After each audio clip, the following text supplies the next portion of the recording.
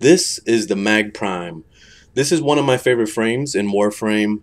The best part about this is that it has massive amounts of control, and it also offers a lot of support for your team. And one of the best parts about this is that every skill is very useful. There was one skill that I was going to be showing you now that's called Magnetize that I was kind of skeptical about for a bit. But after playing around with it, I see that it's actually really useful. So pretty much every skill in this whole line is very good, and it all offers a lot of support to your team. So I'm going to start with the first ability, Pull. This thing is amazing, especially once you get that the mod for letting you pull all the equipment to you. So everything that's around your area, it will pull to you. So that offers also to your whole teammates. So you can basically stand in one spot, pull everything, and you don't have to be running around trying to search for ammo and searching for equipment on the ground and all that. You just pull it right to you, and it's fucking awesome. It also is really good crowd control support with that because you'll knock everything on the ground and then they'll give them some time to try to like figure out what the hell to do. So they're trying to get up, and you can just blast them down from then. So it's really awesome. The second ability, Magnetize. This is something that it took a while for me to get used to because this is something you place onto the mob, and it has this big orb. So when the big orb is up, you anything that you shoot into it, and if your teammates are shooting into it too, they're buffing the damage of that circle. So basically, anything that runs into that circle after you've already like put a full clip into it, they will all take that kind of damage magnetized onto that. So that thing is fucking awesome, especially when you put it down on multiple mobs at a time. So you can put it in separate areas just to kind of space it out, and then everything will just blow up, and it's really good damage with that. But it takes a little bit more. Uh, you have to actually think about where you want to place these down. You can't just like place it wherever the hell you want because sometimes the mobs won't run into it properly, or if you're facing like range mobs like Corpus or the Greniers, they're probably gonna be like really spaced out and they wouldn't stand in that circle. So I'm also going to show you the build that I have because it makes the bubble much bigger with range. Polarize is this ability is only useful in one situation, and it's for the Corpus, since they do put shields on themselves and they do have shields most of the time on them. If you press this, it actually disables their shields, so it breaks it down, and it also gives a shield to you and your teammates when you press it. So if you see your shields going down, you can hit it, and then it will just grant a shield to you, and it'll also give your teammates shields. If you see like somebody's shields getting low, you can kind of hit it and give them shields just to kind of protect them a bit. So it's pretty nice supportability for that. And then Crush. This thing is amazing. This is basically your ultimate crowd control with this one because you can hit it, and then you can kind of just everything in the whole area is gonna get like picked up above the ground. They're gonna be struggling, and then they're gonna hit the ground, and then they're gonna have to do a whole animation for trying to like get back up on their feet.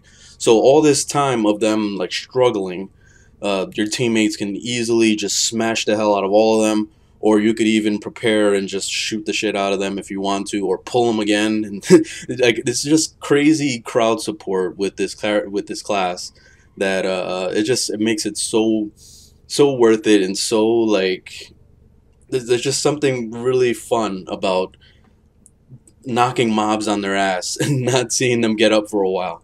So this character is a lot of fun. I'm gonna show you a little bit of my upgrades here. So my upgrades, what I'm using is I'm using corrosive projection as my aura. The main reason why I'm using this is because it debuffs their armor by 30%, and then also fracturing crush. This mod right here for the mag, it decreases it further by 50% more for 7 seconds. So basically you're debuffing the mob by 80% from doing these two abilities. So when you're going up into the high rank things where you're doing maybe a defense mission and you're like wave like 30 or 40, this makes it really awesome because the crush is not going to do damage. That's why I don't specify my build for damage. I build it for range. That way it can hit everything in the area, and I don't have to worry about like if they're within my range or anything. This is just over the top range, and just forgetting about the damage because it's kind of pointless in the high levels because they just take so much more damage to kill, and when you're debuffing their armor by this much, it makes it that much more worth it. That way you can actually like really try to kill them after that. So doing crush along with that corrosive projection makes it really awesome. And then I'm always using this on every build pretty much. Is always ability efficiency, very important. So I'm using streamline, and I'm also using fleeting expertise. So this is debuffing your duration. That's the only downside to this, but none of the powers in this on this character require duration at all, except for the second ability, that magnetize. But the magnetize already lasts 6 seconds, so that's far long enough for it to work and do its thing. So I really don't mind it that much. And pretty much the duration is just kind of useless on this character, so it works out. It works out really well. So these are making it so that you your abilities cost way less mana or energy to use. So it's really worth it to do that. I'm using stretch. This is where you get all your range from. So you're using stretch, and then you're also using overextended for more range. So this is giving you maxed out range right here, which pretty much makes it so that everything in the whole area, sometimes even stuff you can't even see, are getting held by you or controlled by you. Like no matter where the hell they are, they're gonna get affected by your control. So it's really awesome. You're losing out on strength with this. Like I said before, you don't need damage on your abilities, because once you get into the higher tier stuff, you're not going to care about damage. It's all going to be about your weapon damage from then on. And then I got Prime Flow. I actually just put this into the build because I didn't like having really low energy, because if you take it off, you have 150 energy base. And you can get that maxed out pretty fast. And if you're using pull, which I'm going to show you greedy pull here, this gives it so that every time you use the pull ability, you get all the mods and things that drop on the ground sucked to you. And when you're doing this, you're also magnetizing the energy little power-ups that you get. So you'll max out your energy really fast by just doing one pull. And then you'll be like maxed out. But the problem is that whenever you face something that actually saps your energy, you're gonna be stuck. So that's why I put this in the build. That way you can kind of just keep going and keep fighting, and you don't have to really worry about endurance that much, because you still have a lot of energy left. So it's nice to have this. Right now I'm using Vigor. This is actually something I might swap out. I have to get some more polarity on this, so I was gonna be getting a polarity for this here, and